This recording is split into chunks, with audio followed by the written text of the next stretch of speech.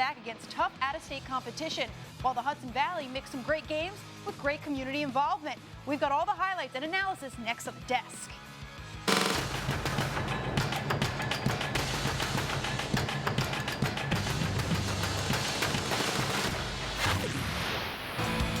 Yorktown in front. Here's Fusco. Winds, fires, and a goal. Forget about it. Fearless Frankie Fusco.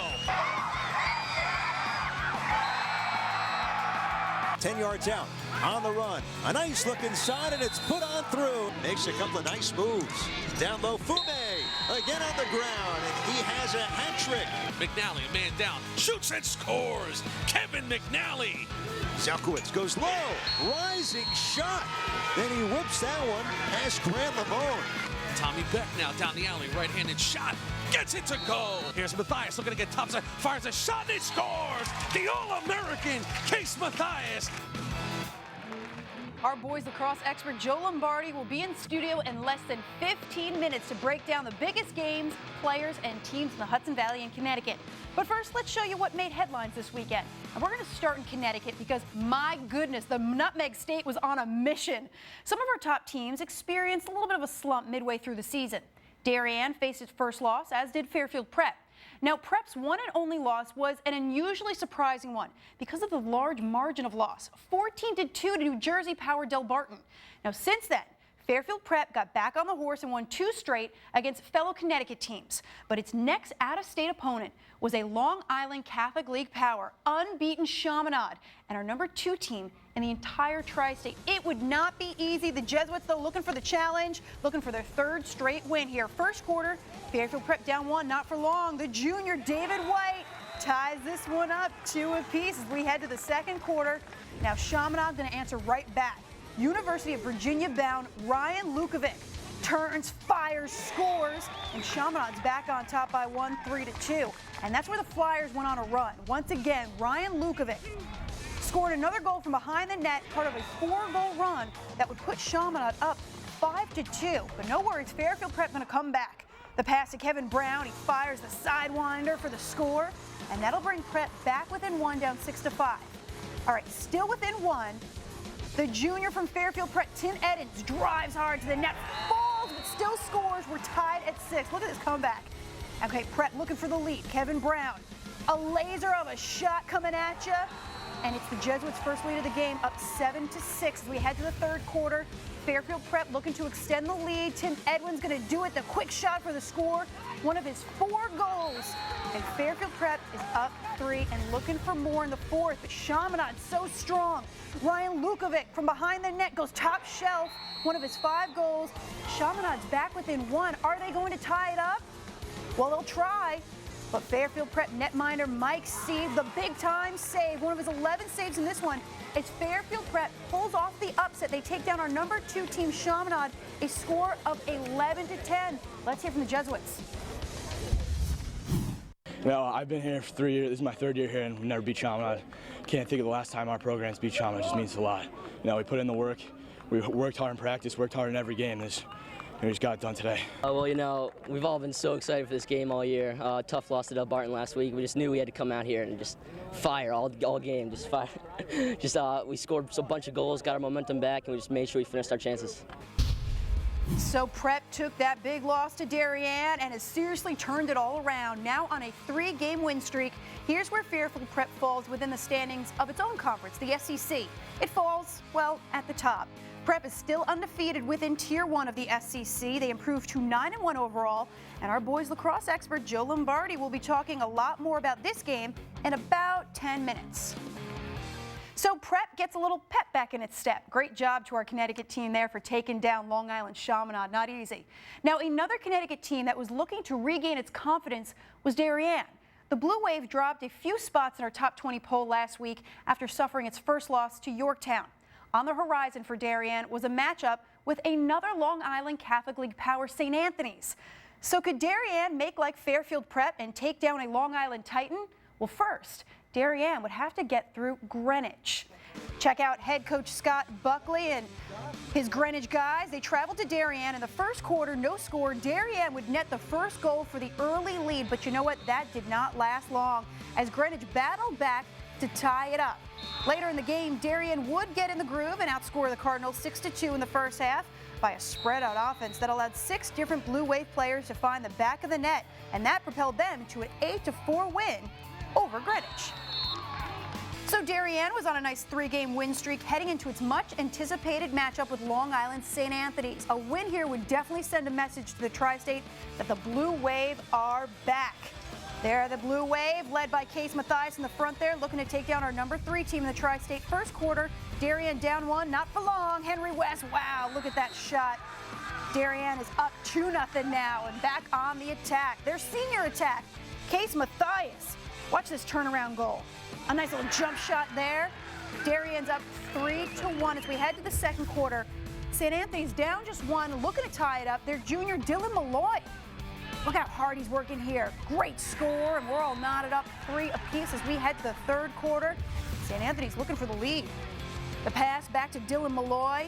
The deep rocket of a shot, his second goal of the game. St. Anthony's is on top by 1, 5-4, and looking to extend that lead. Senior midi Brian Sherlock. It is elementary, my dear Watson, with that shot. St. Anthony's up 2, 6-4. Now Darien would fight back. Here within 1, Case Mathias looking to tie it up again. The jump shot gets him every time. We're knotted up at 6. But here comes St. Anthony's again. That's why they're our number 3 team, the Tri-State. Sean McDonough scores on the low-high shot. St. Anthony's on top, 7-6 as we head to the fourth quarter. Darien not going to go away, battling back. Henry West, watch this. Gets the pass, off the post and in. He finished with a hat trick. We're tied at 7. Can Darien take the lead and take the win here? In his first career varsity start as a sophomore, Peter Lindley, the go-ahead goal is incredible. Congratulations to him as Darien holds on and takes the win. Another big upset by our Connecticut team. They win 8-7, and we spoke to the Blue Wave about getting it done. It's probably, I think it's our biggest game of the season. St. Anthony's best team we've played all year, and I don't think I've ever been a part of a game like that, so it's pretty special. It was good. I just got the opportunity to come out here and start for the first time and for Darien, and it's a good time, and I just try to finish the ball when I got the opportunity from some of my teammates, and it was good. All right, how about some more highlights from our teams in Connecticut? Fairfield Ward against Bunnell. In the second half, Ward with a nice little lead when Cooper Wick buries this shot in the back of the net, and Ward would go up by 9. But then Bunnell's Wade Rimkinus will put it home. Now in the end, Ward's potent offense would just be too powerful here as they would take the win, a score of 14-2. So after all of those highlights and all the weekend's games, here's where our Connecticut teams stand in the FCIAC East Division. Ward takes its win and is currently 6th in the standings. Darien, on the other hand, after that win against Long Island St. Anthony's, is 12-1 overall, 8-0 in the FCIAC East Division, atop the standings. And Connecticut lacrosse fans, don't go anywhere. Our expert will be talking more about Darien in about 8 minutes. All right, so let's move to teams from the FCIAC East Division now. And it would be more Connecticut against Long Island. Staples boys hosted St. John the Baptist recently in a fundraiser to benefit Sticks for Soldiers. SJB would get on the board first, but Staples wasn't too far behind as they would net a goal to tie it up. But in the end, Long Island's SJB was able to put a goal-scoring run together to lead their team to the 11-8 win over the Wreckers. Well, Staples takes a hit there, but within their conference in the FCIAC West Division, Staples is currently 3rd in the standings. Now, we saw Greenwich earlier face a loss to Darien, but the Cardinals are up high, 2nd in the FCIAC West. And at the very top, well, the Tigers of Ridgefield. The Tigers this past weekend faced McMahon and took the win 15-2. McMahon is currently 4th in the standings. All right, we move from Connecticut to the Hudson Valley now. Lots of big events this weekend with a lot of community heart. First up, the 23rd annual Murphy Cup game between Yorktown and Lakeland Panis. Though for the first time since 2005, it wasn't held on the first Saturday of May, the turnout is always the same. Fans and athletes coming together to honor the late Charlie Murphy, who started the Yorktown lacrosse program in 1965 and influenced countless Hudson Valley lacrosse players. Yorktown led the series with 19 victories. So could the Huskers make it 20? See for yourself. Here's Monteferranti, and Monty gets Lakeland Panis on the board. Feeds right onto the stick of Brian Quigley. Now Joey Saliano, the sidewinder. It sneaks by Zingaro, and like that, we're tied up at 1. Here goes Monteferranti. Lots of room, lots of space, and Monty's got 2. Here goes Lakeland Pattis. It's Sean Murphy. It's not his cup, but he wants it. Here goes Tomas. Feeds to the left side, now on the doorstep. Dancing and prancing, and Veracruz has another goal. Less than 40 seconds to go. Yorktown, if they want, can kind of hold this out, but they don't. It's Veracruz, 2 straight goals for Connor, and we're tied up at 4. Low shot, there's Sean Murphy. Murphy goes for number 2 on the day, and Lakeland Pattis goes up by 1. Here's Bonifati. Low, oh goodness! How did he squeeze that one in? Stolen away by Gately. Now Nick Mariano goes for the far side and scores. Well, there's Connor Gately, the Marquette-bound senior. Gately ties things up at 8. And Yorktown has their first lead of the day. And the Murphy Cup is going home to Yorktown. The Huskers are victorious. Austin, first Murphy Cup as starting goalie. What was it like to be a part of that? It was awesome. It was really good. Like, the whole team wins the game. We got to bring it back for Mr. Murphy every year, and today we did a good job of that. So. Okay, so Class B's Yorktown comes out on top there to take home the Murphy Cup against Class A's Lakeland. And let's continue with our Class B teams in Section 1 right now. The Foxes of Fox Lane recently faced the guys of Horace Greeley.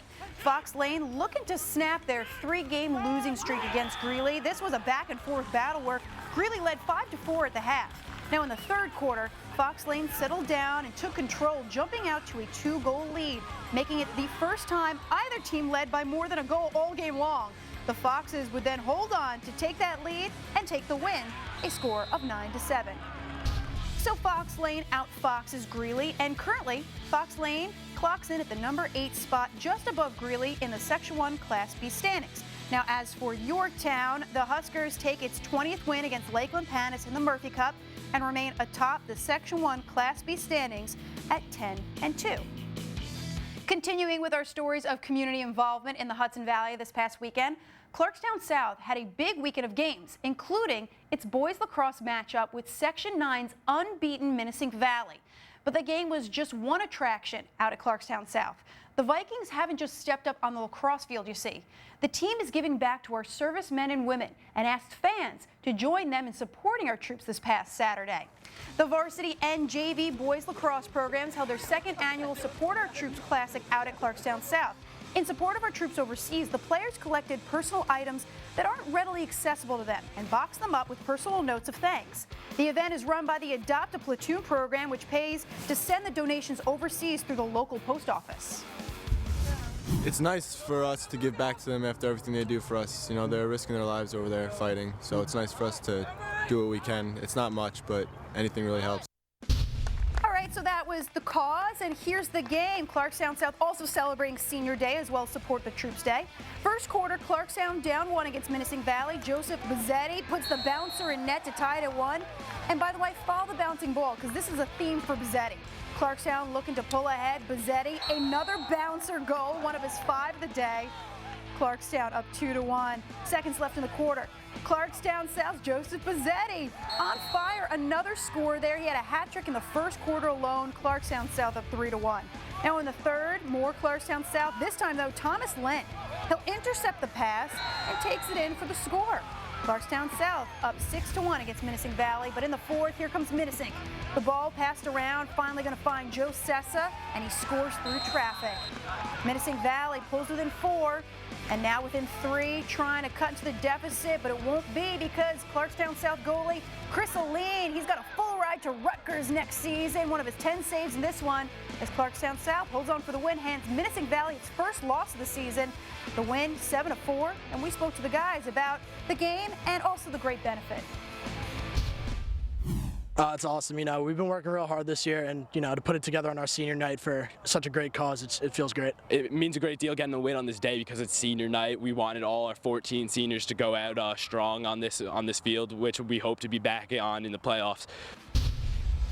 The South rises up. Clarkstown South takes the win and is impressing us all. Second in the Section 1 Class A standings right now, behind only Suffern, and followed by North Rockland. Wow, look at this. Some serious Rockland County dominance in Class A right now. P.S. Clarkstown South boys lacrosse fans, do not move a muscle. Our expert is talking more about the win over Menacing Valley in about 10 minutes. All right, we're going to go from Class A now to Class C. Putnam Valley against Hendrick Hudson. First quarter, no score. Putt Valley on the attack.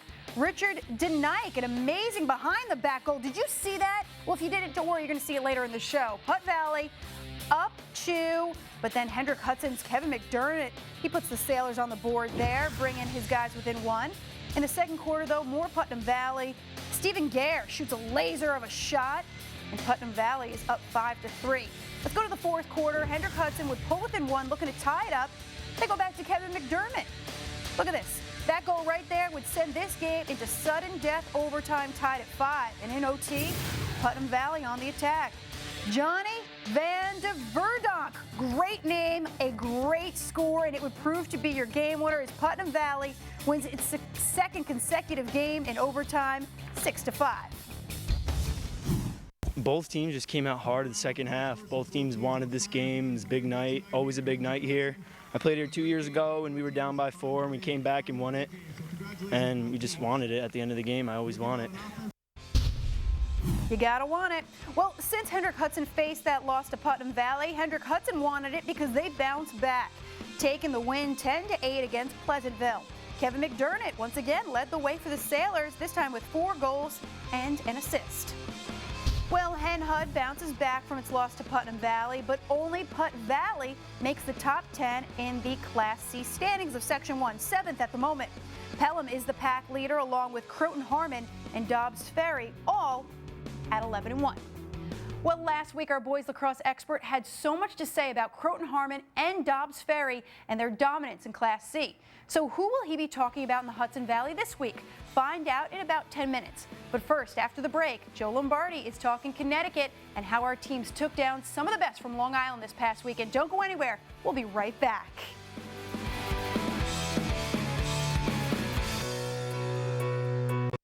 What are Optimum Rewards? For Jill, it's free movie nights with her best friend, Annie. For the Olsons, it's a family outing that's a little more affordable. For Allie and Jen, it's extra savings where they like to shop.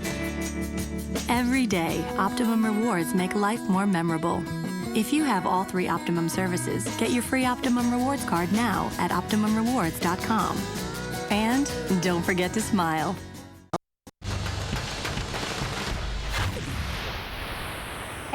Welcome back to the desk. It's Monday, and that means we get a nice little visit from our boys lacrosse expert, Joe Lombardi, to break down the biggest stories across Hudson Valley and Connecticut. And Joe, I'm going to say it, Connecticut has to take top billing. I mean, what they did against some of the best from Long Island, it's incredible. Yeah, you know, we made a big deal, deservedly so, over Darienne's huge win over Manhasset earlier this year.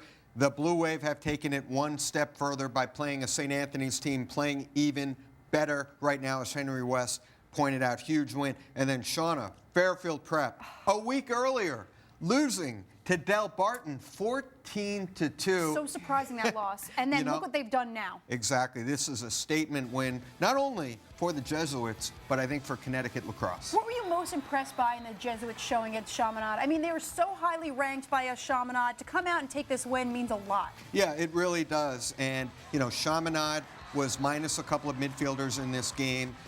Brendan Caputo, Matt Graham, and I think Fairfield Prep really capitalized on that wisely, all over the ground balls. But Shauna, the main thing, hustle, desire. This team's pride was wounded in that game against Del Barton and really came out with a vengeance. Yeah, you could see it really motivated them to take a win and show the Tri-State what they're about. Yeah. And then what about Darien taking down St. Anthony's? Look at these 2 Connecticut teams taking down the number 2 and number 3 team in the Tri-State. What do you think it was that led Darien ultimately to the win against St. Anthony's? Depth, because I tell you what, whenever I talk about St. Anthony's, Shauna, I always say the Friars come at you in waves.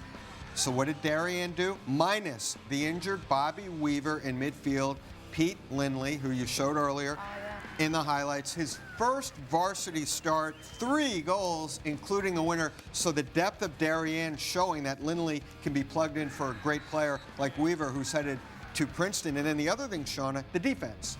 The last 10 minutes of the fourth quarter were scoreless. Darien got 2 quick goals early in the fourth quarter, so great job by Phil Huffer, Tony Britton, and the entire Darien defense. Wow. I mean, Connecticut playing some inspired lacrosse. You could tell that these guys want to make a statement to the rest of the tri-state. So, Joe, those were the games that really lit up the scene last week. I'm curious what you think could be the most entertaining games of the upcoming week, though. Well, you don't have to look far or wait long, Shauna. I cannot wait. Tiger Hollow Stadium, Ridgefield, I will be there. I'll be coming from New Canaan, a great girls team game, Battle of Unbeatens there, Greenwich and New Canaan. But how about this, folks? Unbeaten in the FCAC, both Darien and Ridgefield, rematch of last year's FCAC final, won by Darien. I mean, this game has it all. It should be a classic encounter. It's a coin flip. Should be a lot of fun at Tiger Hollow Stadium. And then another one to keep an eye on later in the week on Friday. Fairfield Prep coming off this huge win over Chaminade, playing a Wilton team I'm very high on. I've talked a lot about all year. That's another coin flip right there. Oh, I can't wait for them to talk about them as well, Joe. But we got to get right now to your players of the week. Who do you think deserves a shout out? Well, obviously he was impressive in the win over St. Anthony's, but also before that, Greenwich. Phil Hufford, I'm talking about, the sophomore netminder for Darien, 15 saves against Greenwich, an 8-4 win, and then 16 saves in the win over St. Anthony's. And then KB, Kevin Brown, 3 and 2 in the win over Chaminade. Gotta love it. What a great weekend in Connecticut. You know what? I'm going to unofficially crown Connecticut the king of the tri-state right now for what they did against those Long Island Powers. I mean, you got to be proud of them. Yeah, it was quite a statement, quite a week for the entire state of Connecticut and for these 2 programs, Fairfield Prep and Darien. All right, Joe, that's Connecticut's story, but you know what? You got to stay put because we got to talk more about the Hudson Valley. Joe Lombardi will be down here to break down some of the biggest stories from sections 1 and 9. So you guys don't go anywhere. We'll be right back. On the next episode of MSG Varsity's Talent Show. The semifinals are here. Do they have what it takes to be a star? Do they have what it takes to win it all? That decision is up to you. Your vote decides who moves on to the final round. MSG Varsity's Talent Show. New episode premieres May 13th at 8 p.m. Only on Optimum, never on Fios, never on satellite. Saturday, May 12th at 3 p.m. Championship Boys Lacrosse heats up the Garden State, and you can see it live on MSG Varsity's Game of the Week. The Bergen County playoffs are in full swing with Don Bosco Prep, Ridgewood, Glenrock, Mawa, Bergen Catholic, Pascack Valley, Northern Highlands, Ramapo, and more. Battling for the crown. When the smoke clears, which 2 teams will still be standing? Find out at the Bergen County Finals live on MSG Varsity's Game of the Week, Saturday, May 12th at 3 p.m. Hey everyone, welcome back. Boys lacrosse expert Joe Lombardi back in studio. Now it is time to break down the biggest stories from the Hudson Valley. And I think the biggest story, obviously, has got to be the Murphy Cup. Yorktown takes its 20th win against Lakeland Panis. But you know what? I think Lakeland Panis kind of surprised them at the start of this game. Yeah, they really came out on fire. I think the real story here, and I just, you know, every year I'm more and more amazed by it, is just the sportsmanship in the Murphy Cup, the respect the programs have for one another. And Shauna, I want to say this very clearly, folks. This was the best and biggest crowd in the entire tri-state area this year. We talked about the big wins for Connecticut teams against Long Island. There were a lot more people here at the Murphy Cup than the Woodstick Classic, which is a great game to take nothing away from that. But, folks, bottom line, I just want to say this rivalry takes a backseat to none in the entire nation. It really does. And you saw the fire between both teams. They both wanted this win very badly. Yeah, they really did. They went after it. Yorktown getting a lot of depth offensively, getting big plays in a second half surge. I thought the third quarter coming out of the half for Yorktown, pride hurt a little bit by being down, came out on fire, and then just really took control of the game. Great game, great community out there. Great job there also, Joe, in reporting on that. Let's also talk about Clarkstown South against Menacing Valley. Section 1 against Section 9. Menacing Valley entered this one undefeated. They're undefeated no more. No more. And last year, Menacing Valley beating South 4-2. So avenging that loss are the Vikings. I'm looking forward to seeing Clarkstown South on Saturday. It'll be North versus South as they take on the rival Clarkstown North, 1 o'clock at South. We will be live casting the game on MSG Varsity. And once again, Clarkstown South also playing very inspired lacrosse right now. You agree? They really are. They have the backbone, the foundation, and Chris Aline, other players doing well. Joe Bizzetto, Thomas Lent. They have a good nucleus there. I think this is a solid squad. Yeah, Bizzetto loves those bouncer goals. Yeah. Works for him every time, right? All right, let's talk a little bit about the story right now in Section 1 Class C. 3 teams all knotted up at 11-1. I mean, it's going to be such a battle in Section 1 Class C to see who's going to be crowned the king. Yeah, I think there are a lot of teams that are really fighting it out right now, but Shauna, the way Putt Valley is playing, Bronxville's the clear favorite.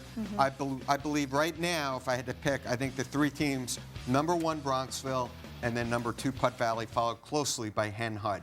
All right, we will follow those stories, but right now we want to follow the most immediate stories. What are the games you're really excited about in the Hudson Valley? Boy, I tell you what, we talked about the statement win for Darien beating St. Anthony's. Well, now Yorktown will have a chance to do it. Why is this game so big for Yorktown? Not for sectional seeding purposes or anything like that. Folks, the 2 losses the Huskers suffered this year against Long Island teams, St. Anthony's CHSAA rival, Chaminade, Team Fairfield Prep beat, and Smithtown West. So now Yorktown, which beat Darien, has an opportunity to beat St. Anthony's, which Darien beat. They don't necessarily have to win this game, Shauna, but the games against Chaminade and Smithtown West were not close. I really believe Yorktown needs to have a strong effort, win or lose, be there in the 4th quarter with an opportunity to win the game. What a tangled web we weave. Yorktown defeats Darien, their first loss of the season. Now Yorktown has to try to take down St. Anthony's. Oh, it's going to be so tough. Who are some of the players you think that can bring their teams to the win based on how they've been playing the past week? Shauna, this is sophomore goalie night on the desk. We talked about Phil Hufford from Darien. How about Phil Greco from Fox Lane? Career high, 16 saves. They beat their rival, Horace Greeley, 9-7. And then Warwick, team playing very well in Section 9. Brian Connolly, 4-4 in a big win over Monroe Woodbury. Our athletes playing inspired lacrosse. Joe Lombardi, always just inspiring, really, here on the desk. We really appreciate it. Thanks so much for breaking it down. A lot of fun. We're heading to the playoffs. Can't wait. I know, so close. All right, so Joe Lombardi's out here to cover the games, but you can't move a muscle because if you leave, you'll never know if your school or you even made our play of the day. We reveal our top play of boys lacrosse Monday right after the break.